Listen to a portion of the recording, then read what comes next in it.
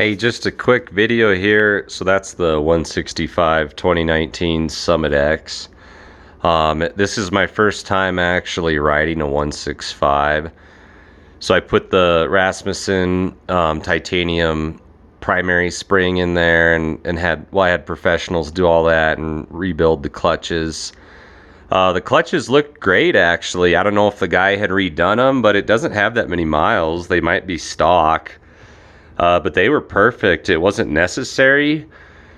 However, I want to say, well, first off, okay, my buddy took out his new 165 turbo 23 Khaos, so the Polaris Khaos, 850 turbocharged,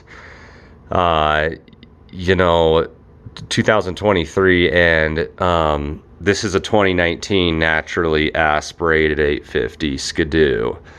So the Skidoo here was lightened up quite a bit with that helium hood and the muffler. It's got the starting line products straight pipe on it and ceramic manifold that drops weight. And if you drop stuff down in the chassis or by the suspension when you got the hood off, you can actually reach down there and get stuff out. With the stock pipe on Skidoos, it barely fits inside the machine.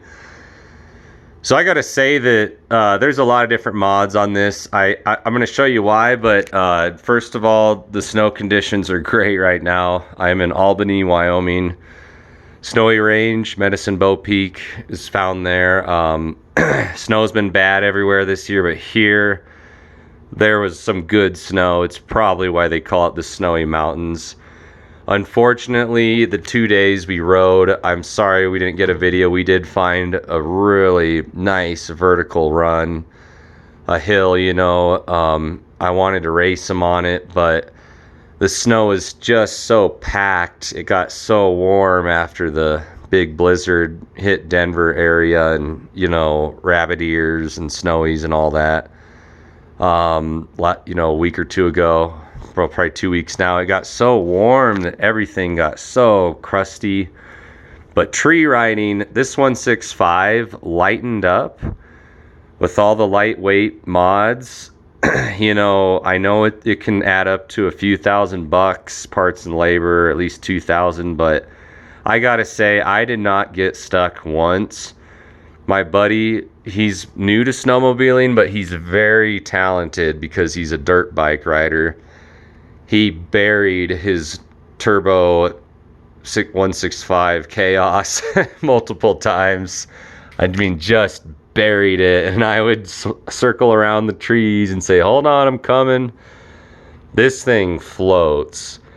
I don't know if it's lighter than the Khaos. It feels like it is a little bit, but that Khaos is pretty light. Polaris, they are light, but Skidoos, I jumped this thing a bunch. Unfortunately, I'm sorry we didn't get the video. It's just my thoughts on it, but my buddy did make the comment. He was zooming down the trail, probably about full throttle. Now we were about 9,500, 10,000 feet, and he said, wow, I've been noticing you're right behind me. And I said, that's why I told you don't really need a turbo, in my opinion, unless you're above 10 or 11,000 feet or even 12,000 feet. You just got to lighten up your sled. And I'm going to show you what happened. So I think I caught my foot on one of the foot pegs. I've never used those before, but my body spun around when I hit a bump. That's why I don't like to ride in real crusty conditions, and it's not that bad if you can see it, but I smashed my knee. The sled was probably going 20 miles per hour, and I flipped off it. I usually play dead fish, protect the head and neck. But my knee just smashed into the running board or the tunnel, I don't know what.